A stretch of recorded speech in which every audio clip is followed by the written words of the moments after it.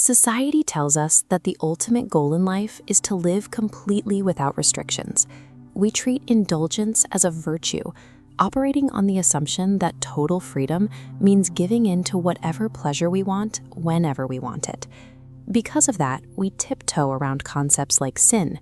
We avoid calling it what it is because we are terrified of offending someone, and we settle into a comfortable, ambiguous middle ground. But look at the result. If this endless pursuit of pleasure actually worked, we would be thriving. Instead, our baseline state is chronic exhaustion and deep spiritual apathy. We fill our days with hyper-distracting feeds, relentless work, and mindless overconsumption. We run ourselves ragged with no energy left. These internal tensions don't stay hidden, they leak out. We find ourselves holding on to anger, judging others, and yielding to passing lusts. We might tell ourselves we are living freely, but the reality is that our relationships with the people we care about, and ultimately our relationship with God, are actively deteriorating. So we have to ask the question, what if the very indulgences we think are making us free are actually the invisible barriers tearing us apart? Take the historical case of Samson in the book of Judges. Here was a man uniquely called by God for a specific purpose, yet he fell into a pattern of giving in to temptation because he believed his own personal strength was enough to manage his indulgences. The enemy of our souls does not attack us generically. He identifies our highly specific weaknesses and zeroes in on those vulnerabilities. When we rely entirely on our own strength to handle those distractions, they begin to take root as massive strongholds. The goal of these strongholds is entirely predictable. They exist to flood our minds with guilt and a deep sense of unworthiness, which isolates us and drives us even further away from God. Depending on our own willpower to overcome human nature is not actual freedom. It is a guaranteed, predictable path to relational ruin. Curious tone. This presents a logistical problem. If our own human nature actively blinds us to our weaknesses, how do we accurately diagnose the root cause of our failures before they destroy us? The biblical solution is found in Romans chapter 3 and 1 John chapter 3. God provided His law as a diagnostic instrument. It works like a highly calibrated mirror, bringing invisible barriers into sharp focus. Looking into it forces us to clearly identify apathy, lust, and anger as the destructive forces of sin. Jesus understood exactly how dangerous these forces are. In Mark chapter 9, He offers a severe prescription. If your hand or your eye causes you to sin, cut it off or pluck it out. He is not demanding physical mutilation. He is using this extreme imagery to prove exactly how ruthlessly we must amputate the stumbling blocks that threaten our spiritual survival. Still, a modern audience instinctively pushes back on this. We are conditioned to view God's law as a restrictive burden, writing it off as an ancient form of oppressive legalism. But Jesus completely overturns that assumption. In Mark chapter 12, He summarizes the entire law by showing every single rule hangs on just two directives: love the Lord your God with all your heart, and love your neighbor as yourself. The law is a structural blueprint designed specifically to protect our relationships. 1 John chapter 5 reinforces this. His commandments are not burdensome.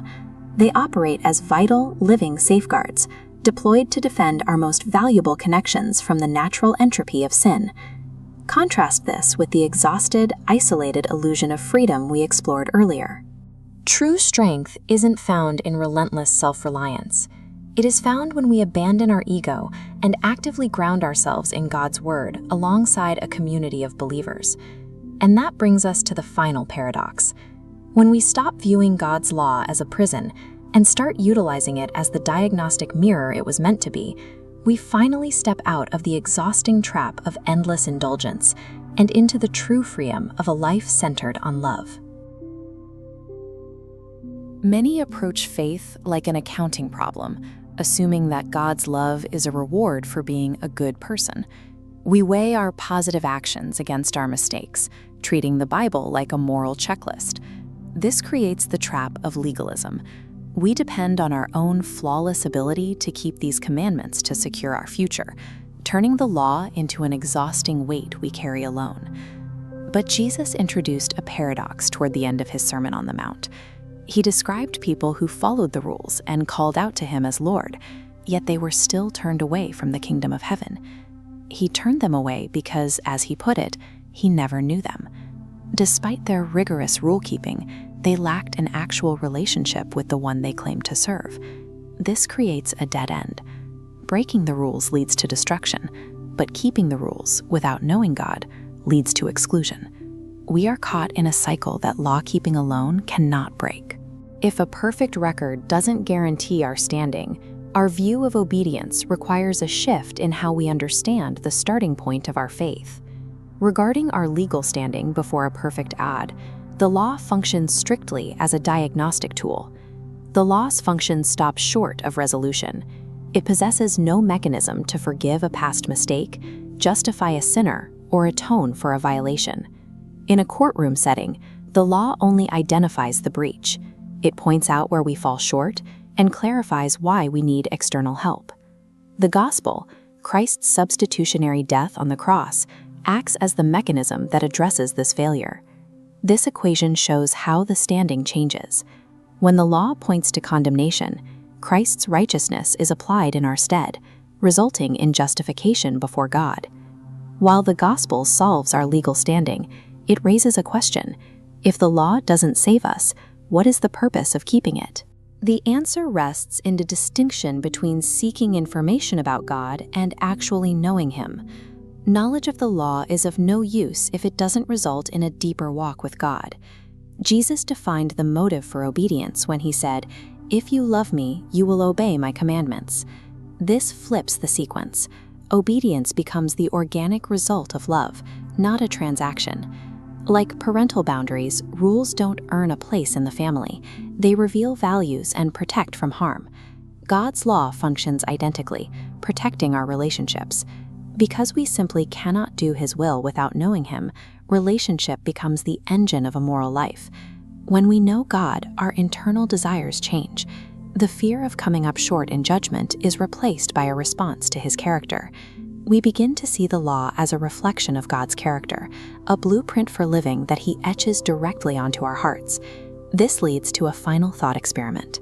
Consider the day of judgment, when every action is brought before a holy and perfect God. What is the basis for your defense? Is it your own record of law-keeping, or is it Jesus' perfect righteousness credited to you? Relying on a perfect record that isn't our own provides a legal standing the law alone cannot offer. It is the core mechanism of salvation by faith. The gospel provides the standing, while the law, now motivated by love, provides the guide. Together, they function as the divine blueprint intended.